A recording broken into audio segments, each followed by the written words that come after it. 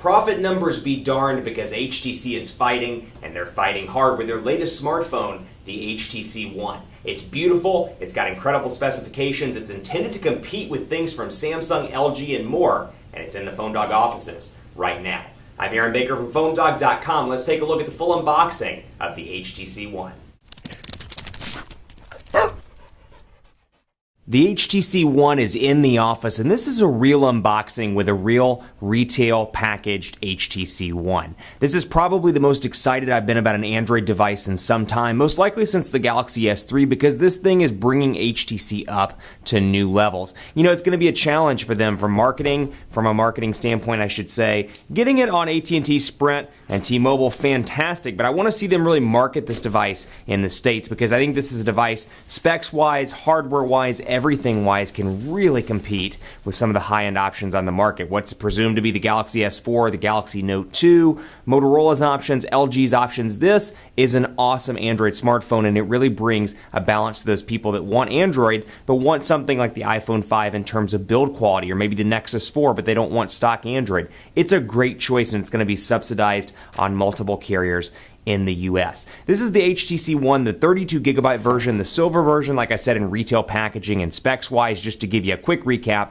it's got a 1.7 gigahertz quad-core Snapdragon 600 processor, 2GB of RAM, Android 4.1.2 with HTC Sense 5 with Blink Feed, which we'll take a look at in just a second. Really nice box as well. A 2,300 milliamp hour non-removable battery here, and then you got the camera with ultra pixels and HTC Zoe. So they're not going by megapixels, they're going by ultra pixels this time around. But you can see what the box looks like here, and here is the HTC One.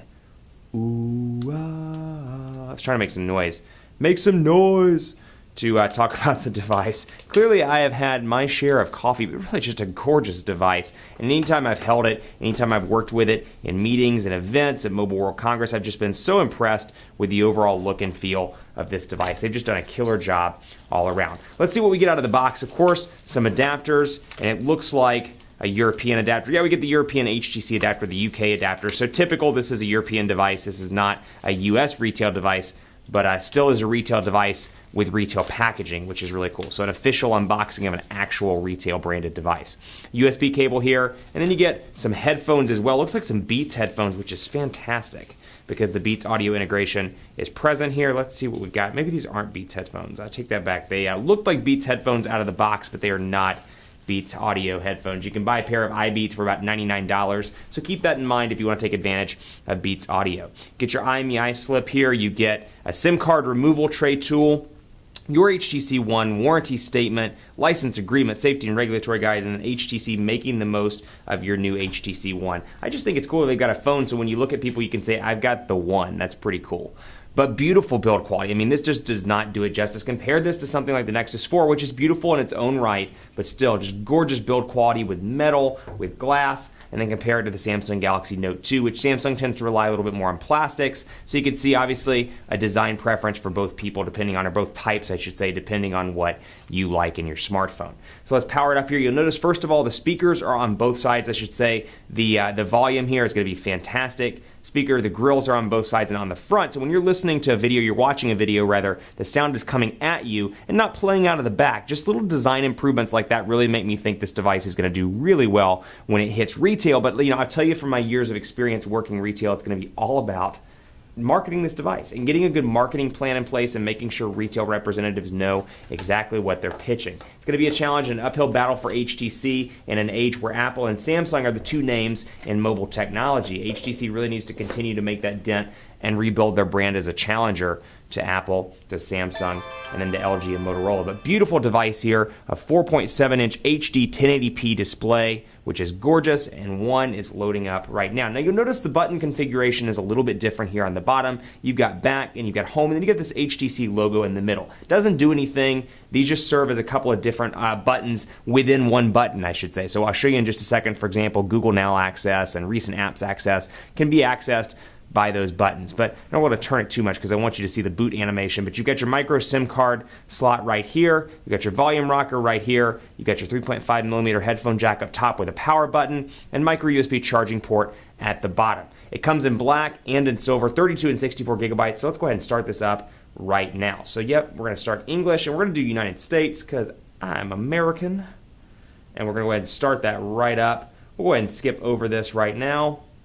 And then we'll set it up from scratch because we want to do a whole configuration. I'm going to spoil it for you. I'm doing a 30-day challenge with the HTC One. That is my next device, so stay tuned for that video a little bit later today. But I'll skip this stuff for right now and go through because I want to show you a little bit of blink feed. Not to spoil it for you, but I want to show you blink feed and the overall look and feel of this device. You know what? We're going to give it a name. We'll just keep it HTC One, and you can see overall what it looks like. Beautiful device. The fonts are slightly different here.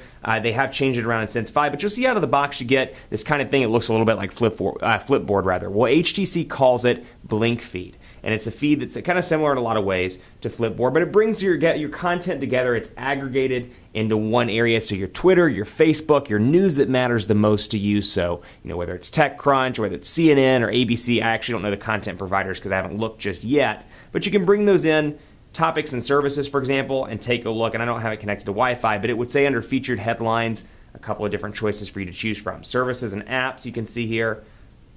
And yes, I know I'm not connected, HTC One, thank you. But that's exactly what you use it for there. Now, you'll notice the icons have changed here as well. And when you go into the apps area, you'll notice the clock stays at the top. And then when the weather data is available, when I throw a SIM card in, you'll have that choice as well. So it's in a 3x3 configuration. You can actually do a 3x4 configuration if I remember from my meetings, but I'll do that in the full review or perhaps in the challenge so you can take a look at that. But fonts, like I said, slightly different here. And obviously the icons have been changed as well. The messaging icon is different. The phone icon is different. And the phone application within itself is different as well. I've talked in the past a ton about the fact that HTC, I didn't care for the way they did their dialer application with how the recent calls were up here. Gone is that. They've scrapped it.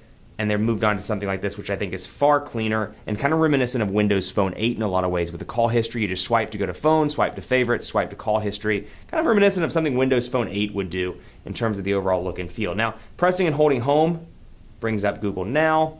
Pressing and holding back brings up nothing. Let me see if yeah, that's right. Double tap brings up recent apps. Double tap of home, and I can swipe away, and you'll notice HTC has created a new look and feel for recent applications. Now, if you're looking and thinking to yourself, I hate this blink feed, I want my stock Android home screens, well, you can disable blink feed, or you can just swipe right over to the right and access your home screens quickly and easily. Maybe your home screens too. I don't even know what that is, but you can probably access those from the home screen. The home screens from the home screen.